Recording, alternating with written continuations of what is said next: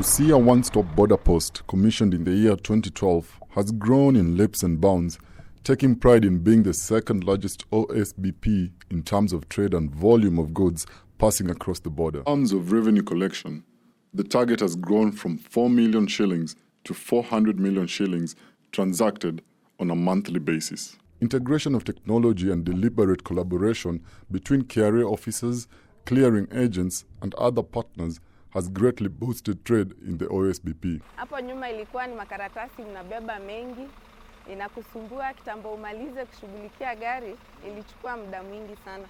Lakini sasa hivi kwa sababu ya kidijitali kazi imekuwa rahisi. Unaweza toa hata gari 10-20 kwa siku kulingana na ile urahisi wa kazi. Zamani hatungeweza karibia ofisa. Ofisa alikuwa ni kama tuseme bosi. Saa hizi ofisa ni mtumishi. Na unajua tofauti ya mtumishi na bosi iko. Saa hii KRA ofisa unaweza kaa naye kama kuna shida anakusikia, na kama ni kazi pia mtaelewana, kama hakuna popote ambapo tunakosana. There are three main types of trucks that pass through the Busia border. Empty trucks, trucks that carry goods under the valuation of $2,000, and trucks that carry cargo above or exceeding the $2,000 mark. The OSBP has 4 main gates, 2 for exports and 2 for imports. All the gates are crucial, as Ben Mumia, supervisor in charge of customs facilitation, explains. When goods arrive at OSBP, the first contact with customs is at gate 1. The officer in charge of gate 1 is going to issue what we call a rotation number to all the consignments, to all trucks coming into the country.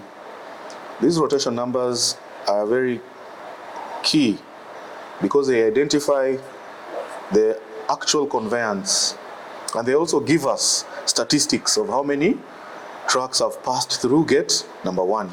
So once these trucks have passed through gate number 1, they will be directed to go to the scanner. So once they have gone to the scanner, they will be scanned, and images will be transmitted for analysis in Nairobi. Once the verification has been conducted, the officers will again confirm the scanner images that the goods have been analyzed, that the goods are not restricted, and if they are restricted, they've complied with the restrictions, that the goods are not prohibited, and if they are prohibited, they will be seized. Customs officers will also check the correctness of the goods. This determines the correct duty rates to be administered. So once they've done that, they forward all their reports to the head verification officer through the system known as ICMS, or Integrated Customs Management System. We have another system known as iScan. That is a system that we use to check for images, scanner images. Once we are done here, the agent will proceed to gate number 2. You must be very, very careful. It's a sensitive gate, and we are always very keen. Every time we are 2 officers at this gate, so that when one is inside, the other one is outside. At gate 2, customs officers check scanner images, toll for foreign vehicles that are entering the country, and if all duties have been paid. We are also very careful because it carries almost all the work that is normally done here in Busia station. All trucks from Mombasa Port heading to the Great Lake region of East Africa Community and beyond enter the Busia OSBP through gate 3. My role is to check for export, confirm whether the vehicles are compliant and the documents are okay. And if the documents are not okay, the vehicles have to wait outside until the documents are fully confirmed. We check C2s, exit notes, and for vehicles we check transit goods, transit license, and whether they carry the correct goods which is matching up to the exit. Once the goods have been allowed in from gate 3, they have been allowed to proceed to gate 4. Gate 4 is in Uganda. We sit jointly with Ugandan officers at gate 4.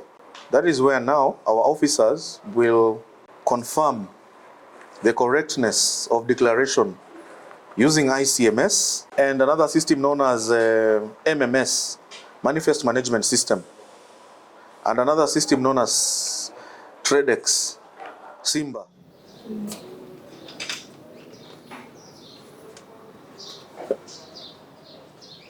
Smuggling is rife, but we have really made efforts. The authority has helped us, has given us what we call vehicles to do patrols. So we have a full-fledged patrol team, which is under enforcement, and they work 24 hours. Customs officers work hand in hand with other government offices and multi-agencies to ensure that once goods are intercepted, due process is adhered to.